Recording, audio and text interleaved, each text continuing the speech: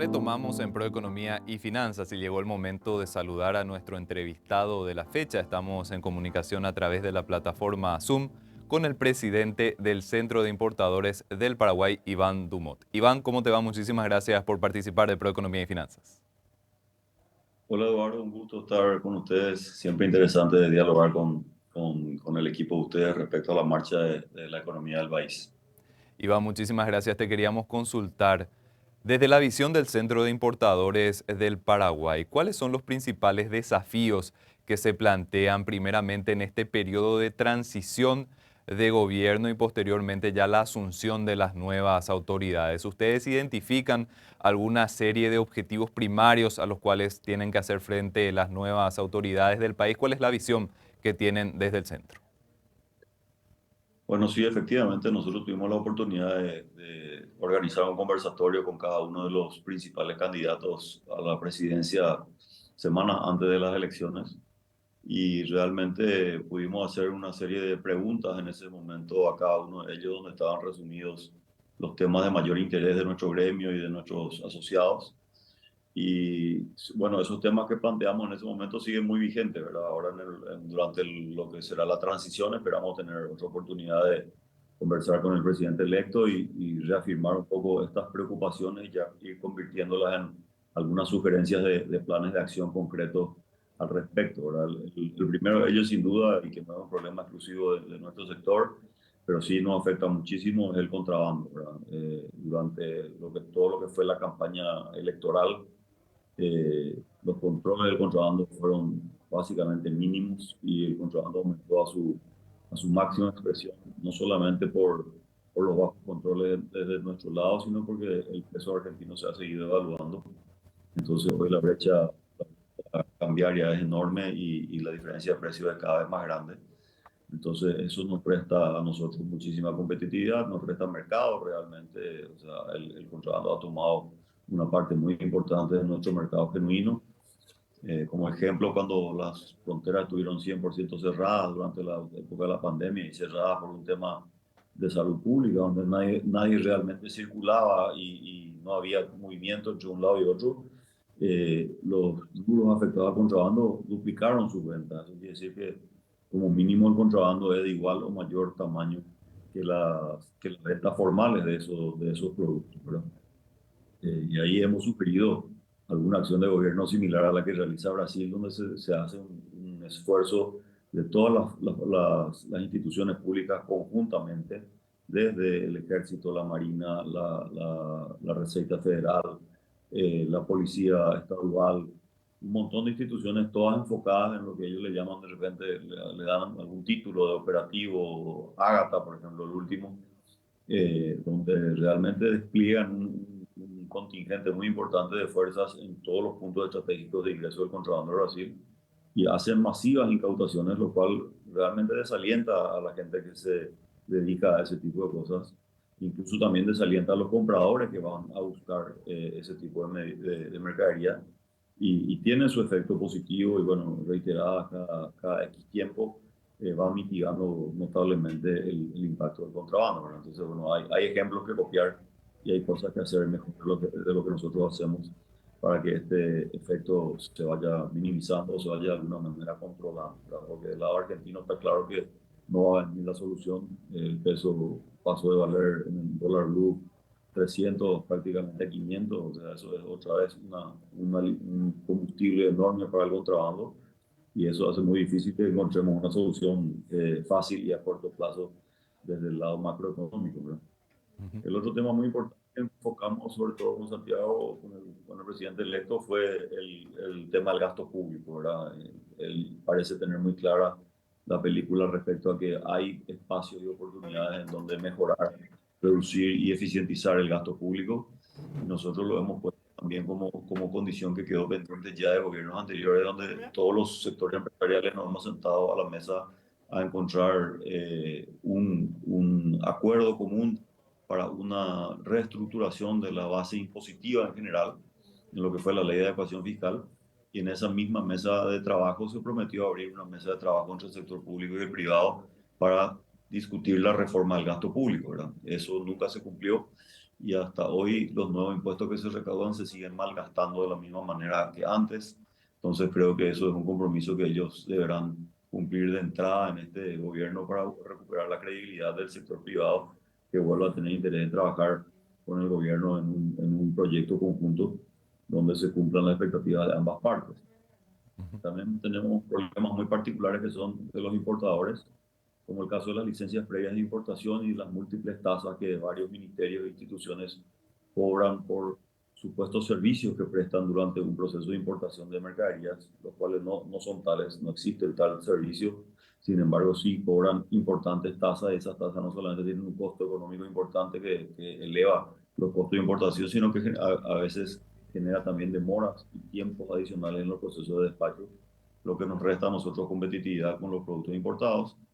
Esto ya había sido presentado en particular al presidente electo cuando él era ministro de Hacienda, en el cual nosotros le presentamos todo un estudio que había hecho el Centro de Importadores de los sobrecostos de la importación, y ahí le hicimos ver un sinnúmero de tasas y licencias que se estaban cobrando en otros ministerios, en otras instituciones que no son establecidas por ley, sino que simplemente son establecidas por reglamentaciones propias de esos entes, y que terminan constituyéndose para nosotros realmente en un impuesto y en un proceso más de trámite de exportación, a lo cual le hemos pedido, bueno, retomar ese trabajo que se ha iniciado en aquel momento con el equipo económico e intentar disminuir o minimizar este tipo de licencias a las estrictamente necesarias y a los tiempos y costos realmente correspondientes a un servicio prestado.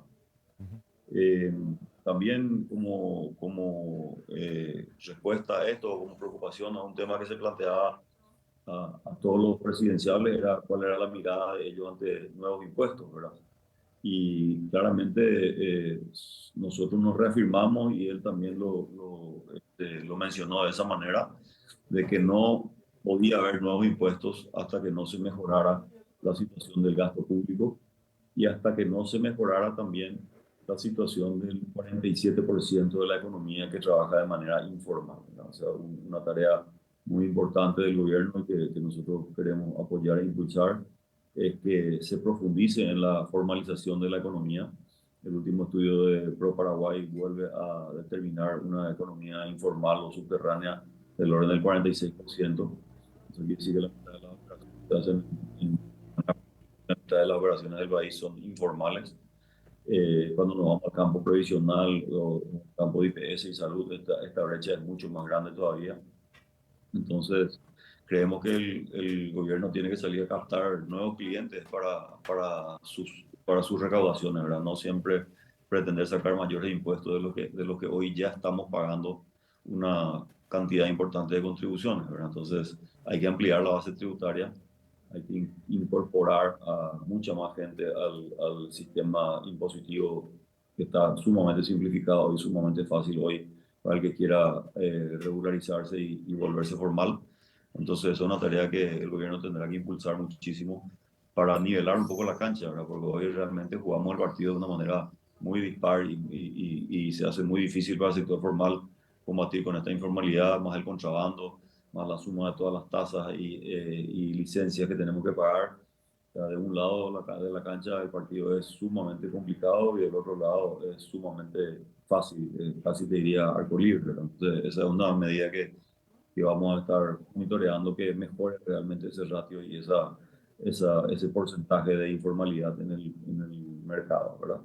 Y otro tema de fundamental importancia para nosotros como importadores es la relación con China y Taiwán, ¿verdad? Entendemos que la relación política es conveniente para Paraguay, lo han mencionado ambos candidatos, y esa relación política trae también muchas inversiones a Paraguay, pero nosotros necesitamos establecer alguna figura de relación comercial más ordenada con China, porque hoy muchísima cantidad de las importaciones vienen de China y no tenemos siquiera una oficina de representación comercial en China que nos permita comerciar de manera formal y de manera más segura, ¿verdad? Entonces, los importadores, sobre todo, necesitamos una ayuda del gobierno en establecer alguna estructura de comercio en China que nos ayude en los procesos de importación, los facilite y los transparente un poco más, porque también en China hay diversos tipos de proveedores de buena y mala calidad, y cumplidores y no cumplidores. Entonces, una delegación comercial paraguaya en China ayudaría muchísimo al proceso de importación. Y eso es lo que en líneas generales establecimos como los 6 ejes más importantes de trabajo para empezar a dialogar con el presidente. Si bien hay una serie de otras cuestiones ya son propias de cada ministerio, en las cuales suponemos que habrá instrucciones del presidente electo de trabajar con sus futuros colaboradores una vez que los nomine, para ir revisando también problemáticas que tenemos determinadas en cada uno de los ministerios que afectan a nuestro gremio. Ujú. Iván, ¿cuáles son las expectativas desde el Centro de Importadores respecto al diálogo con el presidente electo y sus próximas autoridades? ¿Creen que justamente teniendo en cuenta ya su experiencia como ministro de Hacienda, también fue director del Banco Central del Paraguay, teniendo en cuenta ya su trayectoria, se proyecta a ser tal vez más abierto al reclamo o a las inquietudes que tenga el sector para justamente ir trabajando esta agenda de temas que estuviste comentando? Bueno, sí, de hecho esa es una de las promesas, digamos, del presidente electo, de que siempre estará buscando contacto con los gremios y con las instituciones que le puedan acercar a la realidad, ¿verdad? Y hacerle entender si realmente las medidas que el gobierno está tomando están produciendo el efecto deseado, ¿verdad? Él, en su momento de ministro de Hacienda, realmente ha sido muy abierto y muy accesible para nosotros como autoridad, bastante facilidad de llegar a él cuando ocupó ese cargo. Entiendo que las responsabilidades del presidente hoy son mucho más complejas y mucho más demandantes en tiempos, pero ya sea con él mismo o con un equipo técnico y profesional que él forme a su alrededor, estamos seguros de que vamos a tener acceso y facilidad de diálogo, porque él mismo lo ha pedido como una herramienta de ir contrapesando si las medidas que los técnicos o las autoridades planean realmente generan en el terreno los resultados que ellos esperan. Ujú. Iván, ¿y cuál es la perspectiva que se tiene respecto a lo que es puntualmente los problemas o los temas que están en agenda del sector importador? ¿Se tiene la esperanza de que esto pueda avanzar rápidamente o son cuestiones mucho más de fondo que tal vez tardaría un tiempo más prudencial en poder ir solucionando? Bueno, las que yo te cité son cuestiones realmente estratégicas y algunas hasta estructurales, ¿verdad? Que van a llevar su tiempo, que se vayan resolviendo, pero lo importante es dar el primer paso, tomar la decisión y empezar a estructurar estos procesos para que en algún mediano plazo empiecen a dar resultados, ¿verdad? Hay, como te decía, medidas que pueden tener solución muy, muy rápida o muy directa, pero son más medidas que están relacionadas a los particulares ministerios con los cuales nosotros tenemos que trabajar, y ahí tendremos que esperar necesariamente la conformación de ese gabinete para poder encarar cada una de las problemáticas específicas de cada ministerio. Esperamos que sí, bajo el paraguas de una indicación presidencial de que las soluciones vengan de manera rápida y eficiente a todos sus colaboradores.